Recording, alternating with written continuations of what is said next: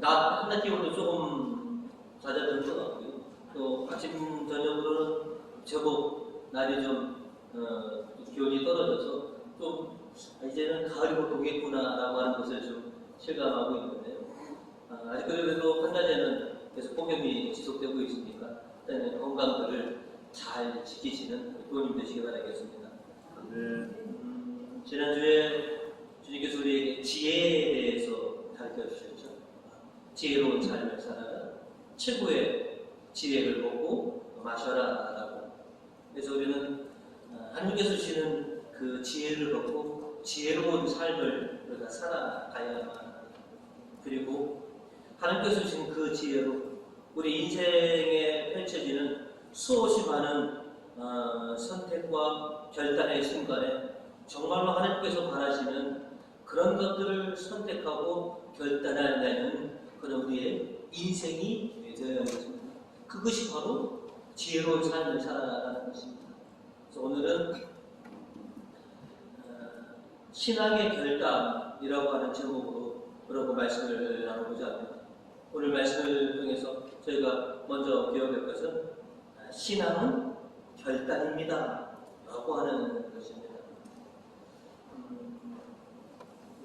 전 TV라고 하는 매체가 굉장히 영향력이 크다라고 하는 것을 제가 실감하는 게, 저 아주 어렸을 때에 봤던 광고 카피를 저는 지금도 기억합니다. 순간의 선택이 10년을 좌우합니다 라고 하는, 저 아주 어렸을 때에서 봤던 TV 광고입니다. 여러분들 기억하시는지 모르겠는데요. 그래서 그 이후로 저는 어떻게 보면 그 회사 제품만 지금 제가 제 돈으로는 그 제품만 삽니다. 그래서 순간의 선택이 10년을 좌우한다. 그러니까 오늘은 이런 말씀을 드리려고 합니다. 순간의 선택이 10년을 좌우한다면 신행의 결단은 영원한 생명을 좌우합니다. 여러분들은 지금껏 수많은 인생의 선택과 결단들을 해오셨고, 또 앞으로의 삶도 보면 수없이 많은 선택과 결단의 삶을 여러분이 살아가셔야 되는데, 무엇을 선택하고 무엇을 결단할 것인가, 그것이 곧 지혜로운 삶으로 나아가는 것입니다. 오늘 이 독서는 이제 여호수아서의 말씀인데요. 우리가 잘 아는 것처럼 하나님의 은혜로 이스라엘 백성은 출애굽을 합니다. 그리고 시나이의 산에서 하나님께 주시는 선택된 민족으로서의 그런 말씀과 규정들을 받들고 훈련하면서 가나안을 향해 갔죠.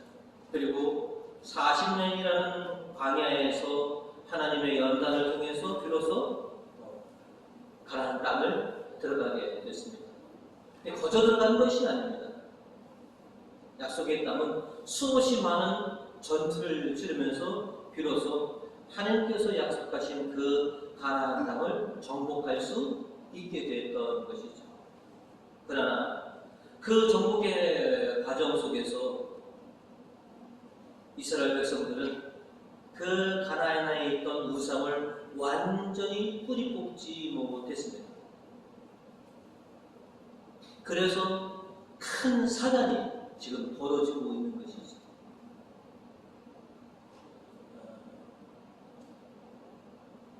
제 부모님이 농사를 지셨을 때 농사에서 제일 고단하고 힘든 부분이 뭐냐라고 한다면 풀과의 끊임없이 잡초를 제거하는 것이 농사에서 가장 큰 아마 일인 것입니다. 그래서 농부의 자식들 부모님한테 그 잡초를 뽑는 것을 배우는데, 머무는 사람들은 그냥 뚝뚝 풀을 끊어냅니다. 그러면 말씀하시죠. 잡초는 뿌리채 뽑아야지만이 된다. 그렇지 않으면 금방 되살아나서 또 풀전제가 되니까 힘들더라도 저는 뿌리째 뽑아라. 그래서 우리도 뭐냐면 어떤 잘못된 것은 뿌리째 뽑아야 된다는 해서 우리가 발본세권이라고 하는 이 사자성어를 굉장히 좋아하기도 합니다. 그래서 잘못된 것은 뿌리째 뽑아야 한다라고. 하나님께서는 이스라엘로 하여금 약속의 땅 가나안을 정복하는 데 있어서 가나안에 있는 우상을 뿌리째 뽑아내야 된다. 그리고 하나님만 섬기는 그런 약속의 땅을 만들어라라고 하는 사명을 주셨는데, 정복하는 과정 속에서 그들은 가나안에서 우상을 뿌리 뽑지 못했습니다. 에이, 저 정도야.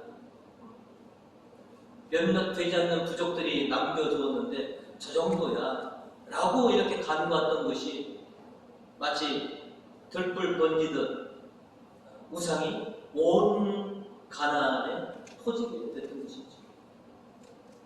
이제 인생의 거의 마감을 하게 된 여호수아는 더 이상 그 일을 묵과할 수 없기 때문에 책임으로 12지파의 모든 대표들을 불러놓고 이제 선포합니다. 이제 여러분이 신앙의 결단을 해야 될 텐데, 지금 이 순간 여러분이 하셔야 됩니다. 그리고요, 15절로 이렇게 얘기를 합니다. 만일 야훼를 섬기고 싶지 않거든 누구를 섬길 것인지 여러분이 오늘 결단하시오. 그리고 맨 마지막 절에 그러나 나와 내 집은 야훼를 섬기겠소. 지금 이 하나님이 주신 이 땅에 우상이 지금 창궐하고 있는데, 나와 내 집은 오직 야훼 하나님만 섬길 터이니 당신들도 선택하시죠.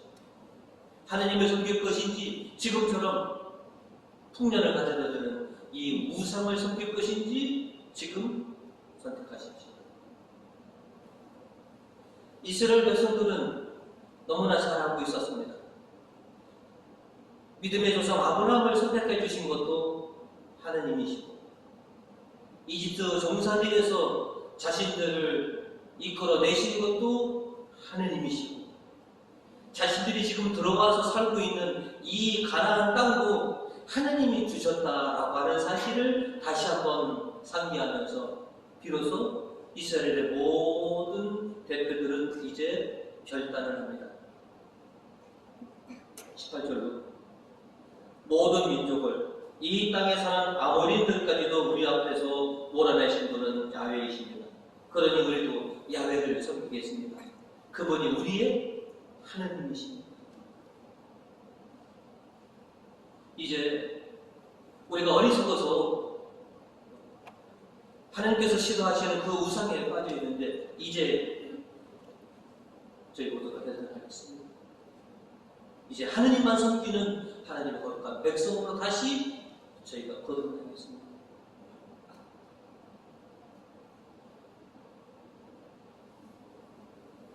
오늘 복음에서 보시면 오병이어의 기적 이후 예수님을 따르는 제자들이 굉장히 많이 늘어났습니다. 기적들을 보고 또 자신들을 배불리 먹이시는 그 예수님을 보고 너도 나도 예수님의 제자가 되고자 했는데, 예수님께서 오늘 6장 앞에서 쭉 길게 생명의 빵에 대해서 말씀해 주셨는데, 이 생명의 빵의 말씀을 듣고 많은 제자들이 이제 예수님을 떠나가기 시작합니다. 오늘 복음 60절은 우리에게 이렇게 얘기합니다. 제자들 가운데 여럿이 이 말씀을 듣고 이렇게 말씀이 어려워서야 누가 알아들을 수 있겠는가 하며 숨은 것입니다. 그리고 60절에 이때부터 많은 제자들이 예수를 버리고 물러갔으며 더 이상 따라다니지 않았다. 생명의 빵에 대해서 말씀해 주는데, 이 말씀이 그렇게 어려워서야 누가 예수님을 따라다닐 수 있겠느냐. 어떻게 보면 제자들의 이 말은 나름 이유가 있다고 생각하시는 분도 계실 겁니다. 하지만 그들은 예수님을 떠나는 그 이유가 바로 말씀이 어려워서, 그래서 예수님을 이제 떠나게 된 것이죠. 오늘날도 수많은 신자들이 저마다의 이유 때문에 냉담하거나 예수님을 떠나 있습니다. 이유 없이 냉담하거나 주님을 떠나는 건 없습니다. 다 저마다가 이유가 있습니다. 근데 그 이유를 예수님은 그거 혹시 네 핑계 아니냐라고 이렇게 보신다는 것이죠. 나름 우리의 이유인데 말씀을 잘 모르기도 하고 주님의 능력을 제가 경험한 것도 아니고 나름대로의 그 이유를 주님은 네 핑계 아니냐. 어떻게 보면 지금 주님을 따라다녔다가 지금 되돌아간 사람들, 말씀이 어려워서 저희는 떠납니다 라고 하는 이 이유가 어떻게 보면 핑계라는 것이죠. 오늘날에도 수많은 신자들이 나름의 이유로 냉담하거나 주님을 떠나 있지만 주님은 그것은 너의 핑계 아니냐라고 이렇게 보시고 계신지도 모르겠습니다. 저마다의 이유가 있든지 때로는 그것이 핑계이든지 지금 중요한 것은 자신의 선택과 자신의 결단을 통해서 여러분처럼 주님 안에 머무르고 계신 분도 계시지만 수없이 많은 신자들이 떠나 있다라고 하는 것이죠. 그것이 안타깝다는 것입니다.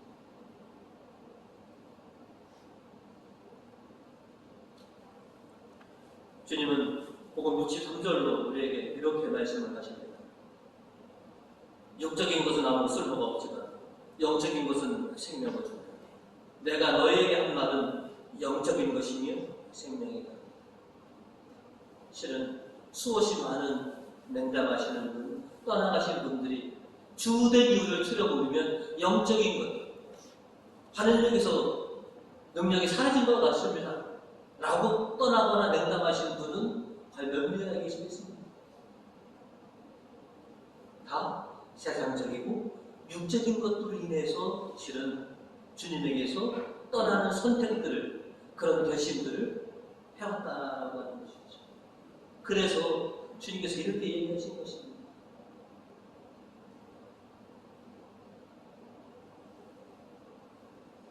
생명과 구원을 너희가 바란다면 주님을 선택하라.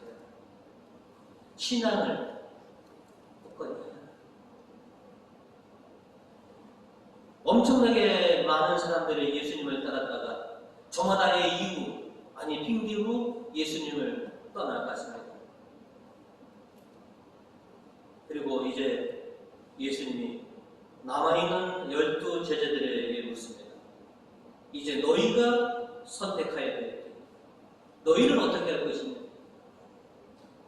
67절로 그래서 예수께서는 12 제자를 보시고 자 너희는 어떻게 하겠느냐, 너희도 떠나가겠느냐 하고 물으시는 것이죠. 어떤 결단을 할 것이냐, 어떤 선택을 할 것이냐, 떠날 것이냐 아니면 나와 함께 있을 것이냐, 지금 너희가 선택하라. 이때 베드로가 나서서 주님께 이렇게 답변합니다. 68절과 65절의 말씀이시죠. 그러자 시몬 베드로가 나서서 주님께서 영원한 생명을 주시는 말씀을 가지셨는데 우리가 주님을 두고 누구를 찾아가겠습니까?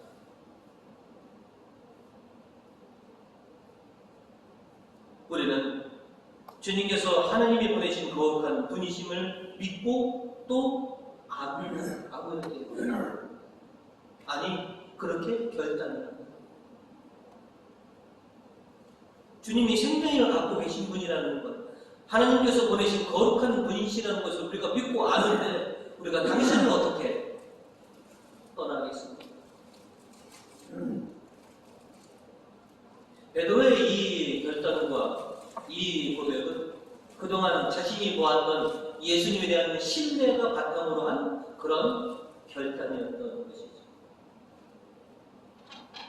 신앙의 결단은 어떻게 보면 쉽습니다. 주님을 믿으면 결단할 수 있습니다. 또 주님을 믿으면 주님을 통해서 구원과 생명을 이룰 수 있다. 주님의 말씀은 반드시 우리에게 귀한 열매로 화답해 주신다라고 하는 것이죠.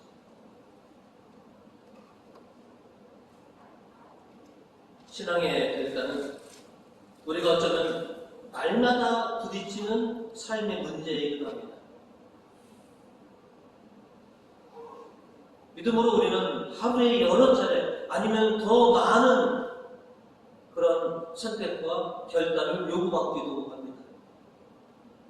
내 인생에서의 수많은 선택과 결단, 그것이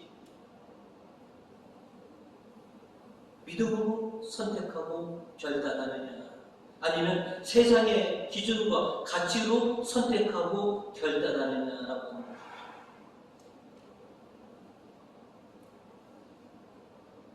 하나님께 충성을 다할 것이냐, 아니면 세상과 적당히 타협하며 살 것인가.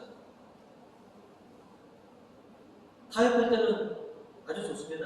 다 좋은 게 좋은 건데, 남들도 다 그렇게 사는데, 이렇게 세상과 타협을 합니다. 그런데 주님은 오직 당신만, 오직 당신만 섬기라고, 당신만 따르라고 그렇게 요구하고 있습니다.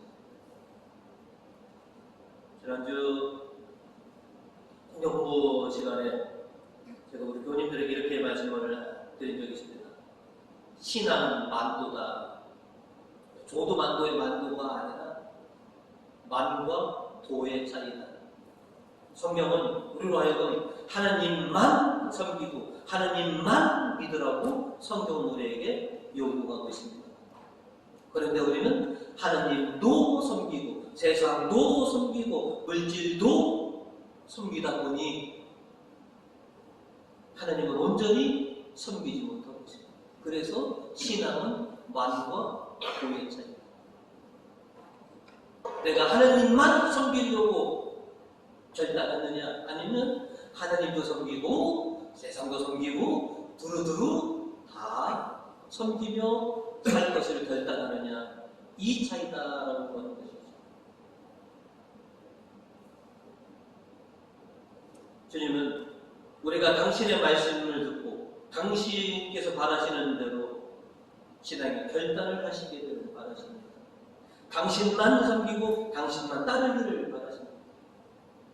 그리고 당신만 섬기고 당신만 따를 때 우리에게 영과 생명을 채워주신다라고 하셨습니다.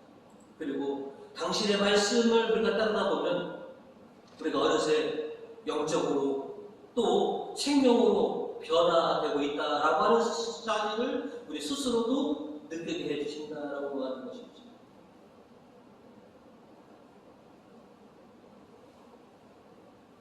세겜에서의 신앙의 결단을 촉구한 여호수아의 이 말을 듣고 이스라엘 회중은 결단합니다. 우리가 하나님을 저버리고 누구 섬기겠습니까? 우리 하나님을 향해 하나님밖에 없습니다. 하나님만 섬기겠습니다라고 결단합니다. 예수님의 촉구에 베드로 사도가 12사도를 대표해서 말합니다. 우리가 주님을 두고 어디로 떠나겠습니까? 주님만 따르겠습니다 라고 하는 그런 결단을 하게 되는 것이죠. 오늘도 우리 교우님들 신앙의 결단을 하시고 오늘 이 자리에 나오신 것이죠. 할 일 없어서 나오신 분 여기 아무도 안 계십니다.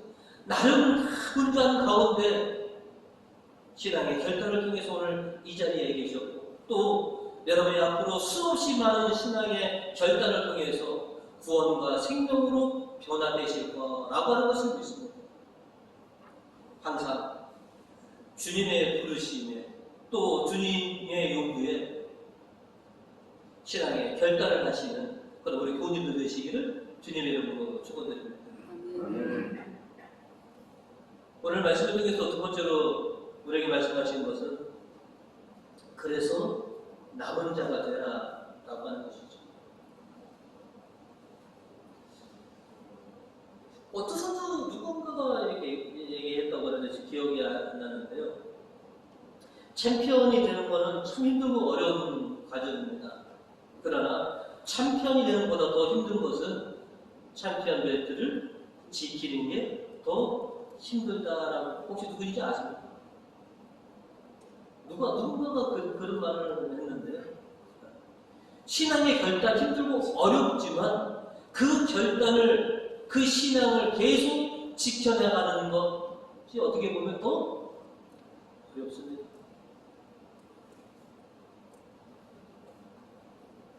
예수님을 항상 가까이 하고 예수님에게서 멀어지지 않으려면 굉장히 힘듭니다. 어떻게 보면 우리가 신자라고 한다면 우리는 이미 결단한 사람들이죠. 우리는 결단한 사람들이에요. 굳이 말하면 내가 버리고 믿고 내가 지키겠습니다라고 하나님 앞에 힘주어 언약을 하는 결단하는 사람들입니다. 그런데 많은 신자들이 이 결단이 오래 못 가서 이 결단을 그냥 뒤로 하고 자기 멋대로 그렇게 살아가는 분들이 굉장히 많이 생겼습니다.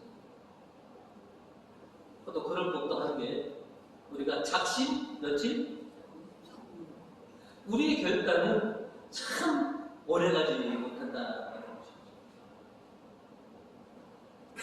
하지만 우리의 이 신앙의 결단을 우리가 계속 유지하려면 그냥 놔두면 안 됩니다.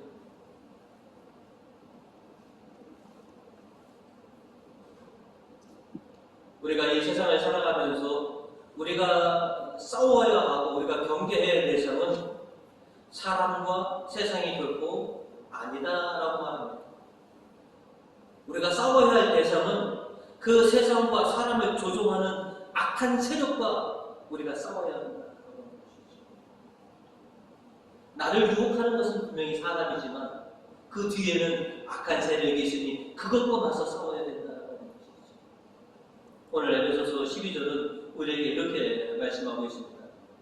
우리가 대항하여 싸워야 할 원수들은 인간이 아니라 권세와 세력의 악신들과 암흑세계의 지배자들과 하늘의 악령들입니다. 결코 세상과 사람 아니라는 것이죠. 그 세상과 사람을 조종하는 그 악한 세력이 우리가 싸워야 할 대상이고 우리 신앙을 지키기 위해서 그 악한 세력과 우리가 대체해야 된다는 것이죠. 그러기 위해서 오늘 에베소서는 우리로 하여금 영적인 무장을 하십시오라고 우리에게 권고하고 있습니다. 13절입니다. 그러므로 지금 하나님의 무기로 완전 무장을 하십시오. 그래야 악한 무리가 공격해 올 때 그들을 대항하여 원수를 완전히 무찌르고 승리를 거둘 수 있을 것입니다.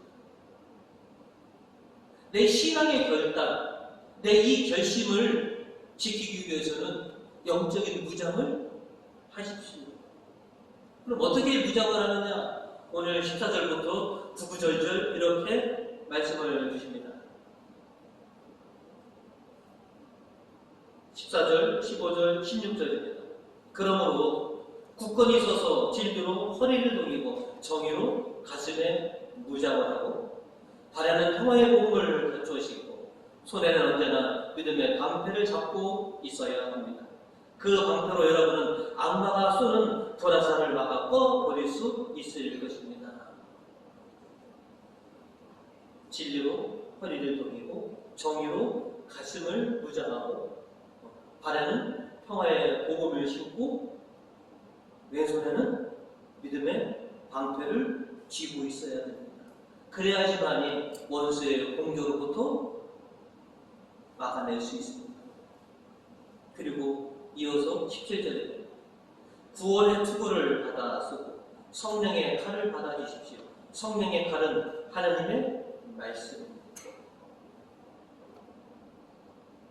이렇게 완전 무장을 해야지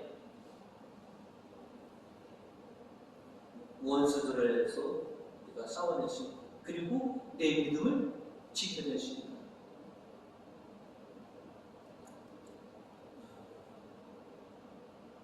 우리 본당에 지금 신자 재교육 훈련이라고 해서 지금 1단계로 성경 공부를 지금 시작하고 있습니다. 재교육 훈련을 우리가 하고 있습니다. 우리의 이 신앙을 다시 단단하게 무장하기 위해서, 우리의 믿음을 굳건하기 위해서, 그래야지만이 세상의 많은 유혹과 또한 악한 세력들의 이 침범으로부터 내가 이겨낼 수 있기 때문에 무장을 합니다. 많은 부모님들이 지금 이 훈련에 동참해 주시고 또 앞으로 대기하시는 분도 굉장히 많은 것으로 지금 우리가 알고 있습니다. 우리의 신앙은 무장되어야만 합니다.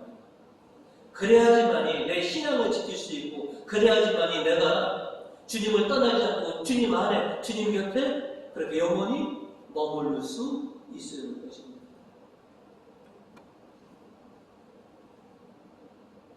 누군가 우스갯소리도 그렇습니다. 오래간만에 냉담하다가 미사를 드리러 가려더니 평생 안 오던 사돈의 풀춘이 미사 시간 다 돼서 오신다. 내가 성당과 미사 드리러 가려고 하니까 누군가가 나를 찾아왔습니다. 아이고, 이번 주는 꼭 제가 미사를 지키려고 그랬더니 아이고, 사이하고 딸이 온다고 그래갖고 걔네들 밥 해주려고 또 빠졌습니다. 이 수없이 많은 유혹들이 옵니다. 내가 주님께 가까이 가려고만 한다면 나를 시험하고 유혹합니다. 그때 내가 어떤 선택을 할 것이냐라고 하는 것이죠.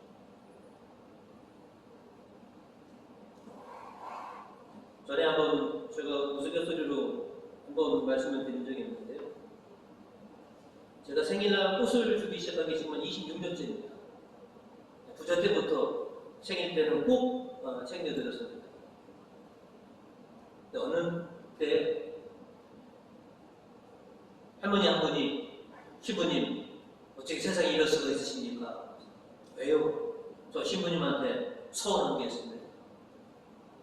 뭐가 제가 잘못했는데요? 그랬더니 왜 저는 생일날 꽃을 주지 않으십니까?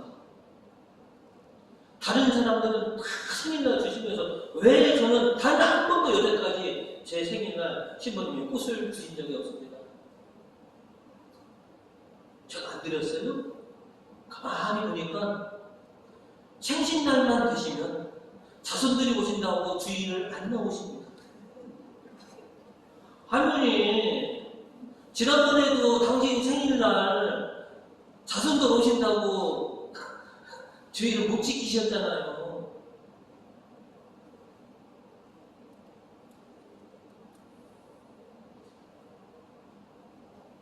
요즘 이제 다 생일날 땡겨서 드시잖아요. 당신 생일날 꽃을 못 받은 이유는 그겁니다. 얘네들 주고 얘네들 챙겨 먹고 있어라. 밥 어디 있는지 다 있지? 나 오늘 미사 보고 올게 라고 하는 선택을 못 하셔서 그래서 당신은 단 한 번도 생일날 꽃을 만나보지 못하셨다라고 하는 것이죠. 그런데 그 다음에도 또 못 받으셨습니다. 제가 떠나올 때까지 당신 생일날 꽃을 당신이 직접 받으신 적은 없으셨습니다. 그게 그분의 선택이었습니다. 수없이 많은 유혹들이 있습니다. 세상에 우리가 선택해야 되고 결단해야 할 순간들이 정말로 너무 많습니다. 순간순간 빠지고 있습니다. 그때 내가 신자로서 주님 안에 머무르기 위해서 내가 어떤 선택과 결단을 해야 하는지 그것을 하셔야만 되는 것이죠. 우리 힘으로는, 우리 믿음으로는 연약해서 힘듭니다. 그러면 하나님께 도움을 청하시면 됩니다. 오늘 우리에게 이렇게 말씀하고 있습니다. 여러분은 또한 언제나 기도하며 하나님의 도우심을 청하십시오. 모든 경우에 성령의 도움을 받아 기도하십시오. 늘 깨어 꾸준히 기도하면 모든 성도들을 위해서 간구하십시오. 내 믿음 갖고 안 된다면 주님의 도우심을 받아서 그렇게 정말로 주님께서 반기시는 그런 선택과 결단을 하셔라라고 하는 것이죠. 오늘 시편 저자는 17절 18절로 우리에게 이렇게 말씀하고 계십니다. 의인들이 외치는 소리 주께서 들으시고 모든 공경에서 그들을 구해 주신다. 실망한 사람 옆에 주 함께 계시고 낙심한 사람들을 붙들어 주신다라고 이렇게 말씀해 주고 있습니다. 이제 오늘 말씀을 통해서 주님은 우리에게 이렇게 요구하십니다. 너희는 어떻게 할래?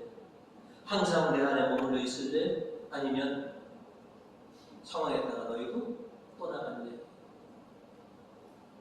오늘 우리 부모님들이 신앙의 결단을 통해서 오늘 주님 앞에 나오신 것처럼 하루에도 여러 차례 또 수십 차례 있는 그런 선택의 그 기로에서 주님께서 바라시는 그런 선택과 결단을 해주시기 바랍니다. 그래서 여러분이 구원과 영원한 생명으로 나아가시는 그런 지혜로운 삶을 살아가시는 우리 부모님 되시기를 주님의 이름으로 축원드립니다.